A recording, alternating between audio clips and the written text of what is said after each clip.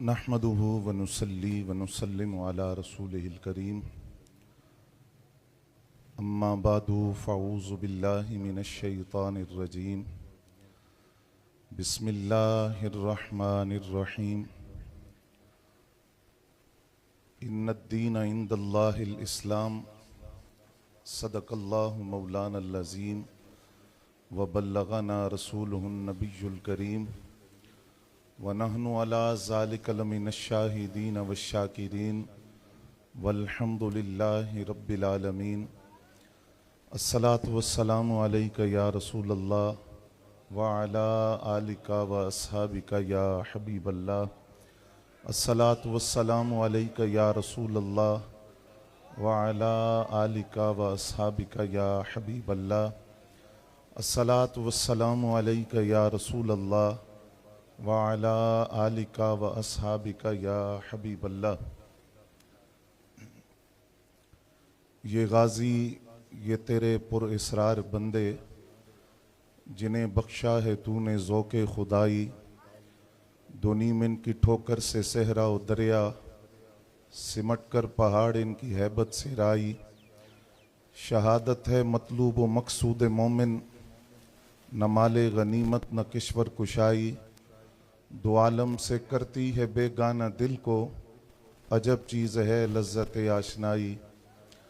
हम्दो सना के बाद इंतहाई वाजिबुल एहतराम काबिल सद एहतराम बुज़ुर्गों और दोस्तों, बिलखुसूस स्टेज पर तशरीफ़ फरमा इस आस्ताने मुक़द्दसा आस्ताना आलिया कोटला शरीफ के शाहज़ादगान सज्जादगान, साहबज़ादा वाला शान हज़रत पीर तरीक़त साहबज़ादा मियाँ ग़ुलाम कदीर अहमद नक्शबंदी साहब ज़िद मुजदहू, और हर दिल अज़ीज़ ख़तीब ख़तीबुल इस्लाम पासबान फ़िक्र रज़ा तर्जुमान अहले सुन्नत हज़रत अल्लामा मौलाना मुफ्ती मियाँ तनवीर अहमद साहब नक्शबंदी हफ़िज़हुल्लाह ताला, और दीगर सामीन इज़्ज़ी वक़ार इज़्ज़त व एहतराम के लायक, अक़ीदत व महब्बत के लायक हज़रात उलमा इज़्ज़ी वक़ार। मैं थोड़ा रिवायती गुफ्तगू से हट कर आज चंद बातें आप हज़रात की खिदमत में अर्ज़ करना चाहता हूँ।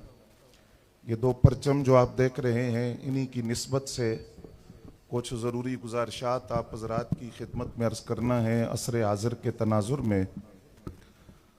तमहीदन चंद जुमले जिनको आप ज़रूर अपने जहन में रखेंगे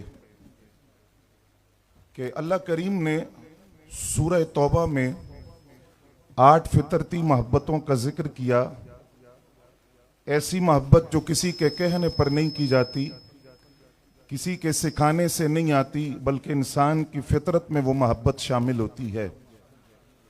जिस तरह इंसान फितरती तौर पर अपने माँ बाप से मोहब्बत करता है, फितरती तौर पर अपनी औलाद से मोहब्बत करता है, कारोबार से मकानात से मोहब्बत करता है, इसी तरह इंसान की फितरत में उसके वतन की मोहब्बत शामिल होती है। वो जिस वतन में रहता है उस वतन से भी मोहब्बत करता है।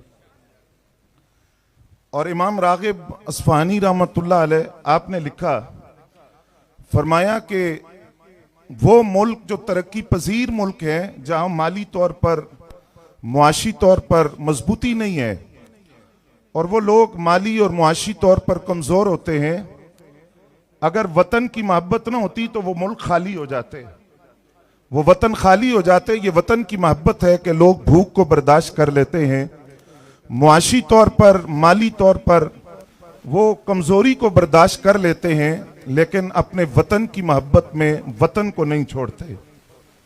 आका करीम सल्लल्लाहु अलैहि वसल्लम पर जब पहली वही नाजिल हुई तो हज़रत खतीजतुल कुबरा रज़ियल्लाहु ताला अन्हा आका करीम सल्लल्लाहु अलैहि वसल्लम के साथ वर्का बिन नौफल के पास तशरीफ ले गई और पहले वही की कैफियत का जिक्र किया। तो वर्का बिन नौफल ने 3 बातें की थी कि अल्लाह करीम आपको नबूवत अता फरमाई है, लेकिन पहली बात यह है कि लोग आपकी तकजीब करेंगे। नबी अलैहिस्सलाम इस पर परेशान नहीं हुए। दूसरी बात यह है कि लोग आपको अज़ियत देंगे, इस पर भी सरकार परेशान नहीं हुए। तीसरी बात जो वर्का बिन नौफल ने की कि आपके लोग, आपके वतन के लोग आपको वतन से जाने पर मजबूर करेंगे, तो इस पर सरकार परेशान हो गए। नबी अलैहिस्सलाम ने दोबारा यह जुमला इरशाद फरमाया कि क्या मुझे अपना वतन छोड़ना पड़ेगा? तो अर्ज किया कि हां, आपको हिजरत करनी पड़ेगी। तो इस पर मुहद्दिसीन ने लिखा कि नबी अलैहिस्सलाम का यह जो एक इस्तिराब की कैफियत थी कि आपने दोबारा सवाल किया कि क्या मुझे अपना वतन छोड़ना पड़ेगा, ये आका करीम सल्लल्लाहु अलैहि वसल्लम की अपने वतन के साथ मोहब्बत की दलील है। और फिर जब नबी अलैहिस्सलाम ने मक्कातुल मुकर्रमा से हिजरत फरमाई तो आपने शहर मक्का की तरफ अपना चेहरा अनवर करके इरशाद फरमाया, ए शहर मक्का, तू मुझे बड़ा प्यारा है और तेरी मिट्टी बड़ी खुशबूदार है, मैं तुझे कभी ना छोड़ता। अगर ये कुफार मुझे यहां से जाने पर मजबूर न करते, ये जुल्मों सितम की अजियत की दास्ताने रकम न करते। और फिर नबी अलैहिस्सलाम ने जब मदीना तैयबा को अपना मस्कन बनाया तो आका करीम सल्लल्लाहु अलैहि वसल्लम मदीना तैयबा के बाहर से जब तशरीफ लाते, आपकी नजर मदीना तैयबा के दरो दीवार पर, मकानात पर पड़ती तो सवारी को तेज कर लेते। इस पर मुहद्दिसीन ने लिखा कि एक तो ये मदीना तैयबा की फजीलत पर दलीलत है और दूसरी ये दलील है इस बात की कि नबी अलैहिस्सलाम को अपनी वतन से कितना मोहब्बत था और वतन का कितना शौक था कि अपने वतन के दरो दीवार पर नजर पड़ते ही सरकार अपनी सवारी को तेज कर लेते। आज जिस अर्द मुकद्दस में हम हाजिर हैं, आजादी की सांस ले रहे हैं, ये खित्ता जमीन जिसको पाकिस्तान कहा जाता है, और ये पाकिस्तान जिसकी अफवाज ने आज सुबह दुश्मनाने पाकिस्तान को घुटने टेकने पर मजबूर किया। और अभी ताजा खबर यह है कि वो कह रहे हैं कि टेबल पर आओ, बैठकर बात करते हैं, बात के जरिए मसले का हल निकालते हैं। तफसील आप पढ़ेंगे कि किस तरह पाकिस्तान की अफवाज ने किस तरह उनको घुटने टेकने पर मजबूर किया, जो कल रात तक बदमाशी की दास्तानें रकम कर रहे थे। ये अर्द मुकद्दस पाकिस्तान जो हमारे इन बुजुर्गों की अमानत है और इन बुजुर्गों की मेहनत इस पाकिस्तान की बुनियादों में है, ये पाकिस्तान नबी अलैहिस्सलाम की जागीर है और ये आज भी नबी अलैहिस्सलाम की निगाह करम में है और क़यामत तक नबी अलैहिस्सलाम की निगाह करम में रहेगा। आप लफ्ज़ पाकिस्तान पर गौर करें, फारसी का लफ्ज है जिसका माना है पाक लोगों के रहने की जगह, और अगर फारसी के इस लफ्ज का अरबी में तर्जुमा किया जाए तो इसका माना बनता है मदीना तैयबा, और मदीना तैयबा का फारसी तर्जुमा है पाकिस्तान, और पाकिस्तान का उर्दू तर्जुमा है पाकीज़ा लोगों के रहने की जगह, और पाकीज़ा लोगों के रहने की जगह को अरबी में कहते हैं मदीना तैयबा। और फिर दुनिया के नक्शे पर दो रियासतें हैं जो नजरिए की बुनियाद पर कायम हुई, जोग्राफियाई हुदूद की बुनियाद पर नहीं और रंग नस्ल कबीले की बुनियाद पर नहीं, कौमियत की बुनियाद पर नहीं, बल्कि नजरिया इस्लाम का नजरिया।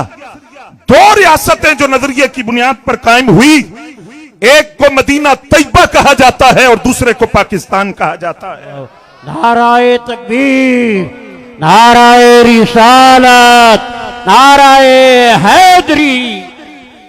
और यही वो अर्द मुकद्दस है जिसके बारे में मौला हैदर कर्रार करमल्लाहु ताला वजहुल करीम ने फरमाया कि अतयबु रीह मिन अर्दिल हिंद, कि यहां से जो खुशबू आती है इस खित्ते जमीन से वो बड़ी पाकीज़ा खुशबू है। और यही पाकिस्तान वो खित्ता जमीन है जिसके बारे में नबी अलैहिस्सलाम ने फरमाया इसकी खुशबू बड़ी पाकीज़ा है। और ये वो अर्द मुकद्दस जहां हजरत आदम अलैहिस्सलाम उतरे, उन पर वही नाजिल हुई और उस वक्त उनकी पेशानी में आका करीम सल्लल्लाहु अलैहि वसल्लम का नूर चमक रहा था। तो ये अर्द मुकद्दस कोई आम खित्ता जमीन नहीं है, यह नजरिए की बुनियाद पर कायम होने वाली रियासत है जो सरकार दो आलम सल्लल्लाहु अलैहि वसल्लम की जागीर है। और कल भी ये आमिना के लाल की निगाहों में थी और आज भी ये आमिना के लाल की निगाहों में है।